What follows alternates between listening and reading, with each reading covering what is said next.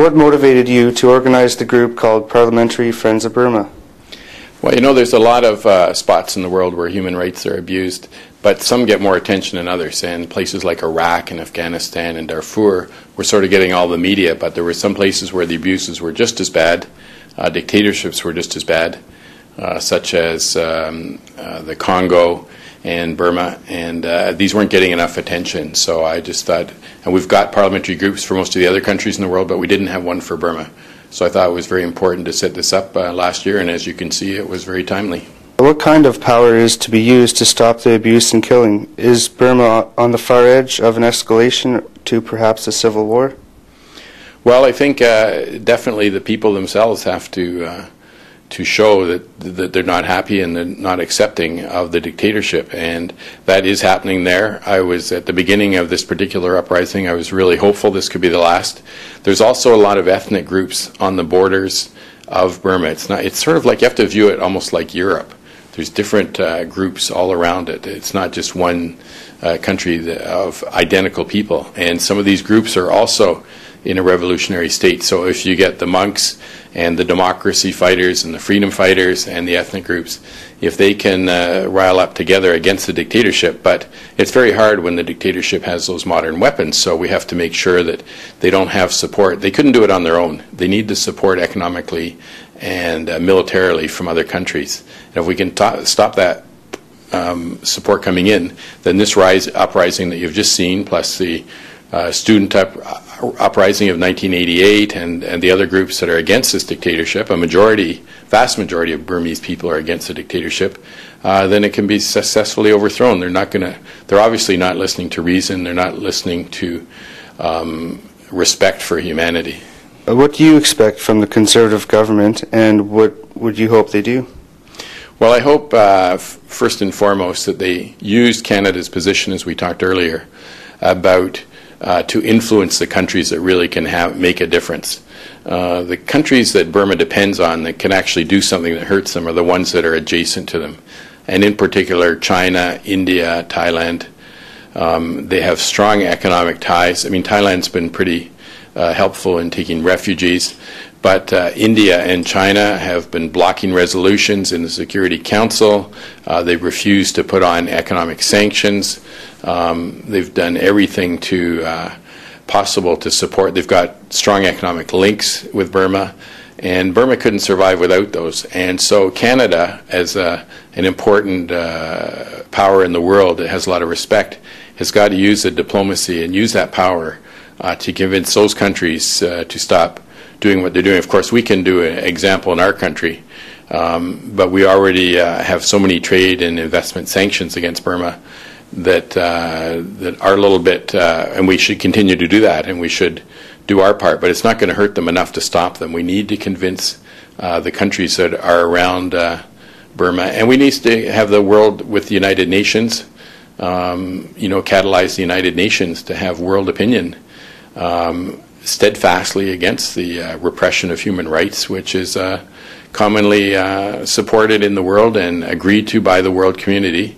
They're obviously abusing this, so we have to make sure that the Human Rights Commission of the United Nations and the Secretary General keep on the path and speak very strongly and work very strongly in a united multilateral way to stop these things happening, which are totally acceptable to a vast majority of the world's people and a vast majority of the people in Burma. As chair of Parliament's efforts in Burma, what do you think should be done? Well, the Parliamentary Friends of Burma have already done a number of things, some of which we've talked about. But I have sort of a 10-point plan I'll be proposing to them. We're going to meet in the first week back, and we hope the Foreign Affairs Minister will meet with us. But of my 10 points, the first we've talked about is an arms embargo against Burma. The second is economic sanctions against Burma. Third is investment sanctions. Don't let your companies invest in Burma, because the problem is usually they do joint ventures and the dictatorship gets a lot of the profits, or they get taxes from those ventures. Third is we should demand from the Myanmar Burmese government as to where are the detainees. People have talked about thousands of people who disappeared. The monasteries are empty. We want to know, where are all those people? They have to come up with that.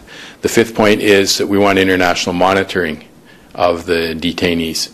You know, we want someone to go in, the ones that are legally incarcerated, we want to be able to go in and monitor them, make sure they're okay, and that they're not being tortured, as all the evidence has produced in the past that they have been tortured. The sixth point I'll propose to the parliamentary group is that, of course, they release all the political prisoners. There's over 1,000 even before this uprising started.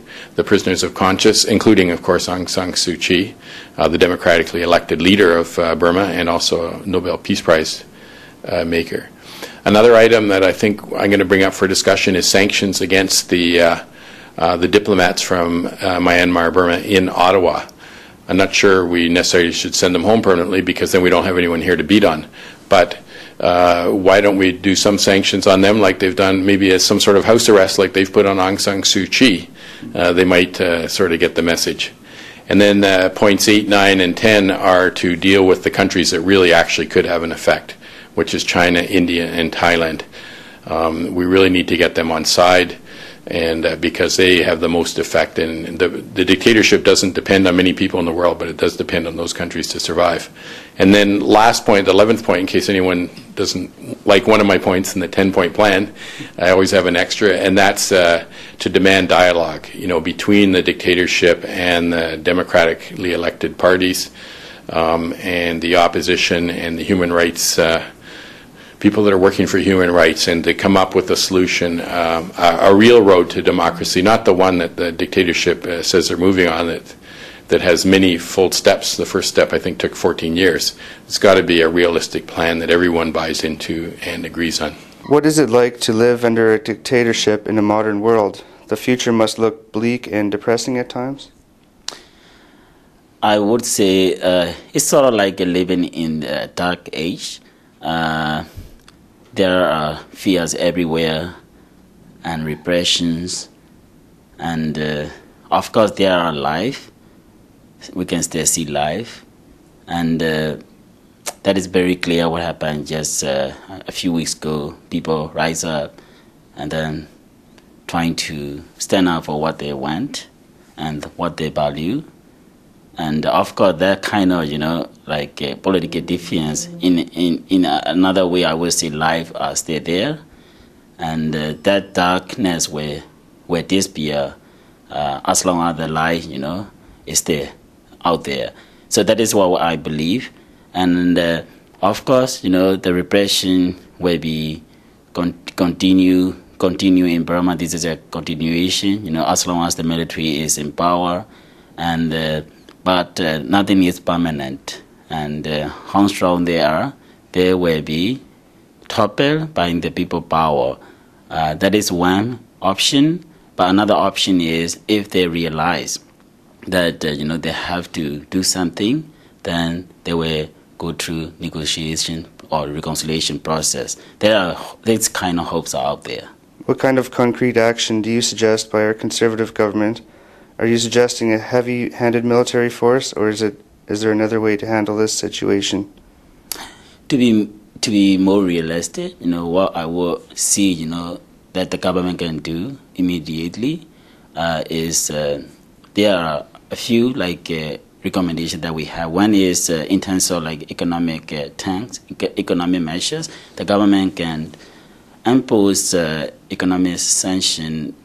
You know, like kind of like investment ban and also trade sanction, and that is economic measure. And another thing is a diplomatic measure. The government can expel the Burmese embassy staff in Canada, because the Burmese embassy here and is no use at all, and they don't really do what they are supposed to do, and in a sense, you know, they are kind of like acting as spies, you know, monitoring all, you know, activities that we are doing here in Canada, especially the activities of Burmese residents who are living in Canada.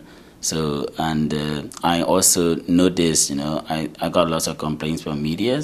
Some media is trying to make inquiries regarding the situation in Burma, and the embassy usually doesn't respond to any inquiry, and also even like we have very supportive MPs here, members of parliament trying to convey their concerns, and also send letters, and I don't see any like a response. As far as I know, no response from the embassy. So the presence of embassy here, having the embassy here is no use at all. So of course, the government of Canada can do some things economically and also developmentally, and of course the leverage the government has is minimum compared to other superpowers. For example, our southern giant, the United States. But still, there are many like political tools, economic tools, development tools that the government can invoke and utilize, in response to those appalling situations in Burma. But in terms of the military, action, I don't think this is something, we can see in foreseeable future. We have seen religious people, such as Buddhist monks, take to the streets in Burma only to be beaten, arrested, and some murdered. What can one individual do? What kind of sacrifices are to be made to advance humanity in your own country? Can one person make a difference? Of course, one can make a big difference. But if we all work together, we can make a bigger difference. That is something, for example, Aung San Suu Kyi, the leader of the democracy movement, is making difference. Being an individual, right? As an individual, and that is like one example. And many other people, like in Burma, for example, some leaders, they are in a sense, they are like individual, right? But they don't have that strong like a back, forces, But they are making difference, and so like I believe in individualism. I believe in someone can make a difference, but of course that someone can bring everything, can create a mass like with millions of people, with that individual can make a difference. That is what is happening in Burma with the leadership of democracy leader Aung San Suu Kyi. Okay, thank you very much.